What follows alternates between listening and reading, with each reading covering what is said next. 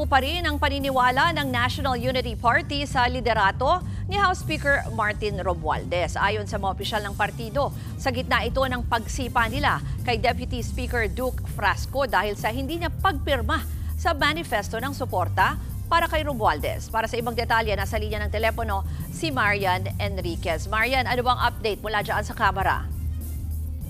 Ruth, sinagot nga ng ilang House leaders ang pahayag ni Deputy Speaker Duke Frasco na dismayado umano ang mga lokal na leader ng Visayas at Mindanao sa pamumuno ni House Speaker Martin Romualdez. Matatandang hindi pumirma sa manifesto of support para kay Romualdez si Frasco na siyang nagdulot ng pagka-expel niya sa National Unity Party. Git ni NUP President at Camarines Sur 2nd District Representative Elier Villafuerte, pwede naman daw makipag-usap si Frasco sa kanila kung may mga hindi pagkakaintindihan.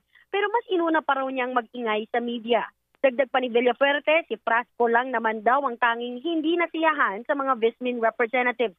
Wala naman daw ibang nagsalita ng ganito sa kanilang hanay. Tingin ng kongresista, binabraso lang ni Frasco si Romualdez para mapanatili ang kanyang Deputy Speaker position sa papasok na 20th Congress. Nananatiling solid din daw ang suporta ng NUP kay Speaker Romualdez. Pinunarin niya ni Senior Deputy Speaker Dong Gonzales at Deputy Speaker JJ Suarez ang pahayag ni Frasco tungkol sa pagkakawatak-watak. Narito ang kanilang mga pahayag.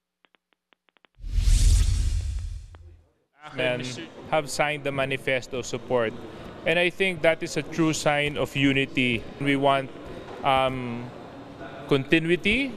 We want true leadership that can address the issues being faced by our country. Nandito po ako halos araw-araw.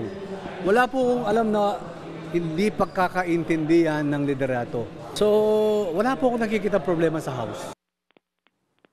Ruth, kaugnay nga niyan at bilang suporta nga sa liderato ngayon ng mababang kapulungan, binigyan din ni Villafuerte na may karapatan naman ang sino man na tumanggi pero may pananagutan din daw siyang itama ang maling impression na ang tahimik na mayorya ay hindi nagkakaisa. Yan muna ang latest dito sa Kamara. Balik sa Ruth. Yan po ang Express Report ni Marian Enriquez. Mga kapatid, ako po si Ruth Cabal. Maging maalam at may pakialam sa mga may init at rumaratsadang balita sa Frontline Express. Para maging updated sa balitaan, mag-subscribe lang sa social media pages ng News 5.